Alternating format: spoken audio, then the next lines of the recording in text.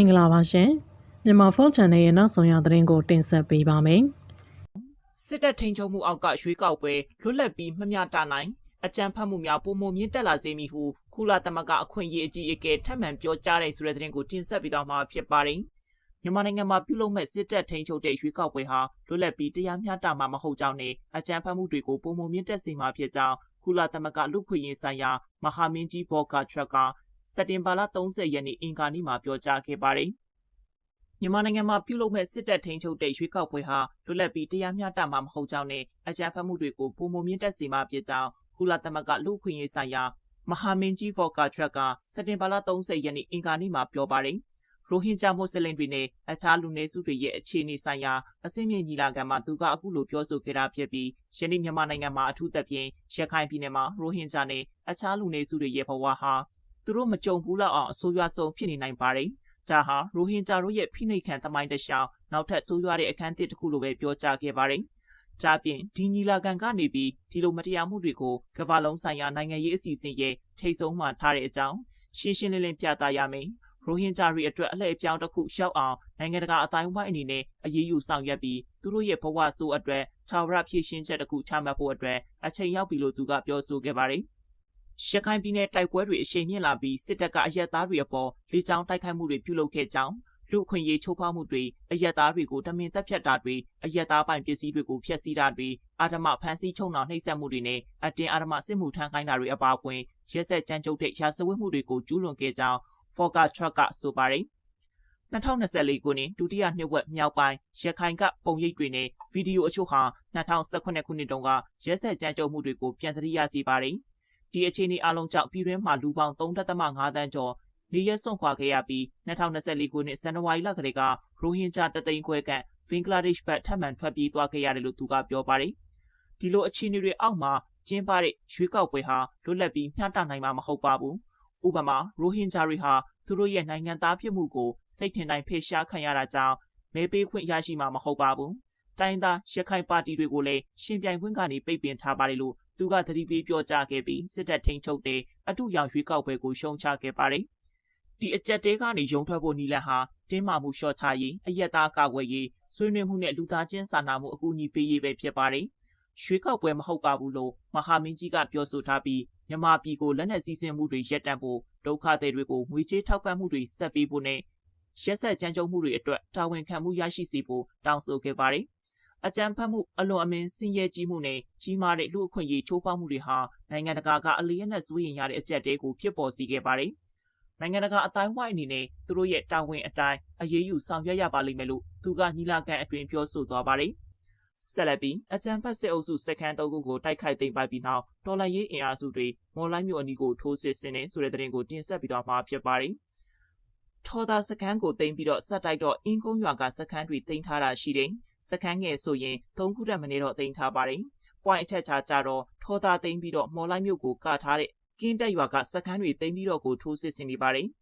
စကိုင်းတိုင်းအထက်ပိုင်းမော်လိုက်မြို့နယ်မှာတော်လှန်ရေးအင်အားစုတွေက2လတာအတွင်းစစ်အုပ်စုစခန်း3ခုကိုတိုက်ခိုက်သိမ်းပိုက်ပြီးနောက်မြို့အနီးကိုထိုးစစ်ဆင်တိုက်ခိုက်နေတယ်လို့ဒေသခံစစ်ရေးသတင်းရင်းမြစ်တွေကပြောပါတယ်။တော်လှန်ရေးအင်အားစုတွေကဩဂုတ်လကနေအောက်တိုဘာ2ရက်နေ့အထိ2လတာထိုးစစ်ဆင်ကမော်လိုက်မြို့နယ်မှာရှိတဲ့တိန်းတာတောင်အင်းကုန်းရှားပင်စားတဲ့ကြေးရွာတွေအနီးကစစ်အုပ်စုစခန်း3ခုကိုတိုက်ခိုက်သိမ်းပိုက်ထားတာဖြစ်ပါတယ်။ဆက်လက်ပြီးမော်လိုက်မြို့နယ်နဲ့4မိုင်ကျော်ကွာဝေးတဲ့ကင်းတက်ကြီးရွာကိုထိုးစစ်ဆင်တိုက်ခိုက်နေတယ်လို့စစ်ရေးသတင်းရင်းမြစ်တအုပ်ကပြောပါတယ်။ထော်သာစခန်းကိုသိမ်းပိုက်ပြီးတော့ဆက်လို့တိုက်တော့အင်းကုန်းရွာကစခန်းတွေသိမ်းတာရှိတယ်။စခန်းငယ်ဆိုရင်3ခုတက်မနေတော့သိမ်းထားပါတယ်။ point အချက်ချာကြတဲ့ထော်သာသိမ်းပြီးတော့မော်လိုက်မြို့ကိုကာထားတဲ့ကင်းတက်ရွာကစခန်းတွေသိမ်းထားပြီးတော့ကိုထိုးစစ်ဆင်နေတယ်။သိမ်းဆီးရရှိထားတဲ့စခန်းငယ်တွေဟာကုံသွယ်ရေးအရာအချက်ချာကြတဲ့ကလေးဘွားမော်လိုက်မဟာမြိုင်လမ်းပိုင်းအတွင်းမှာတည်ရှိတဲ့နေရာတွေဖြစ်ပါတယ်။လက်ရှိအချိန်မှာတော့စစ်အုပ်စုတပ်တွေကရေချောင်းနဲ့ကုန်းချောင်းကနေကလေးဘွားနဲ့ကလေးနယ်ကတဆင်မော်လိုက်မြို့နယ်ကိုလူလက်နက်ရိတ်ခါဖြည့်တင်းနေတာရှိတယ်လို့စစ်ရေးသတင်းရင်းမြစ်တအုပ်ကပြောပါတယ်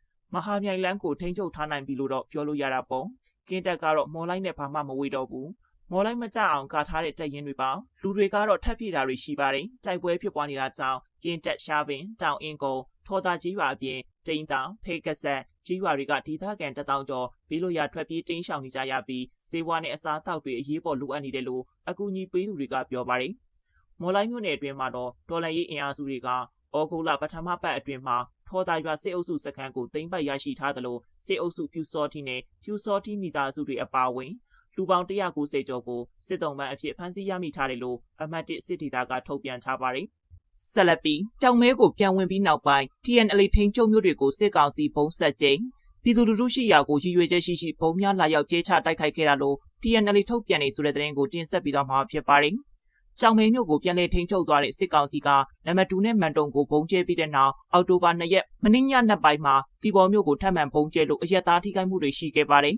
။နံပါတ်2နဲ့မန်တုံကိုမနေ့မနက်9နာရီခန့်မှာဘုံကျဲတာဖြစ်ပြီးတီဘောမြို့ကိုတော့ည10နာရီ15မိနစ်ခန့်မှာကျဲတာပါ။ကြောင်မဲပြီးရင်တီဘောကိုပြစ်မှတ်ထားမယ်လို့ကျွန်တော်တို့နားလည်ထားတယ်။ညကလည်းမြို့နာကိုကျဲတာပဲလူထိခိုက်တယ်လို့သိရတယ်။အဆက်အသွယ်တွေပြတ်နေတော့ဘာမှမလို့တော့မရသေးဘူးလို့တီဘောမြို့ကနေရှောင်လာတဲ့သူတို့ကပြောပါတယ်။နံပါတ်2နဲ့မန်တုံကိုပေါင်900ဘုံနဲ့ကျဲတာမှာအရက်သား4ဦးသေဆုံးခဲ့ပြီးကလေးငယ်2ဦးအပါအဝင်9ဦးထဏ်ရာရတယ်လို့ TNLA ကသတင်းထုတ်ပြန်ထားပါတယ်။စစ်ကောင်စီဟာတအောင်းပြည်တပ်မဟာနဲ့နေမြေတီဘောမြို့နယ်မှာမနေ့ညပိုင်း10:15မိနစ်ခန့်ကလေကြောင်းကနေပေါင်900ဘုံနှလုံးထပ်မံလာရောက်ကျဲချတိုက်ခိုက်ခဲ့တာကြောင့်အစာအုပ်တစ်ခုပျက်စီးသွားကြောင်း TNLA ကထုတ်ပြန်ပါတယ်။စစ်ကောင်စီတပ်ကလေကြောင်းကနေတီဘောမြို့နယ်စံဖိတ်ကျေးရွာကုမှုဒရာဟိုတယ်မှာပြည်သူလူထုရှိရာကိုရည်ရွယ်ချက်ရှိဘုံများလာရောက်ကျဲချတိုက်ခိုက်ခဲ့တာလို့ TNLA ကဆိုပါတယ်။စစ်ကောင်စီတပ်ရဲ့တိုက်ခိုက်မှုကြောင့်ကုမှုဒရာဟိုတယ်ပျက်စီးဆုံးရှုံးခဲ့ကြောင်းအသိပေးပါတယ်။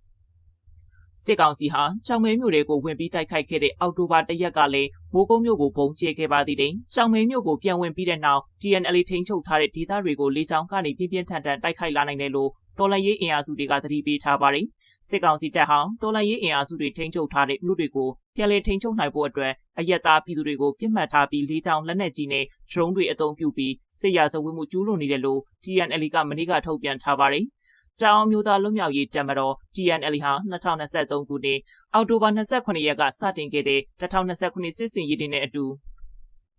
ရှမ်းပြည်နယ်မြောက်ပိုင်းကကြောင်မဲမြို့တီဘောနှန်းဆန်မိုင်းလုံမိုးမိတ်မှန်တုံနံပါတ်2ကုတ်ခိုင်နောင်ချိုနှန့်ခမ်းမိုင်းငေါမြို့နဲ့မန္တလေးတိုင်းကမိုးကုတ်မြို့တို့ကိုသိမ်းယူခဲ့တာပါ2025နှစ်လယ်ပိုင်းမှာစစ်ကောင်စီကပြန်ပြီးစစ်ကြောင်းထိုးလို့ပြီးခဲ့တဲ့ဇူလိုင်လမှာနောင်ချိုမြို့ကိုလက်လွတ်ဆုံးရှုံးခဲ့ပါတယ်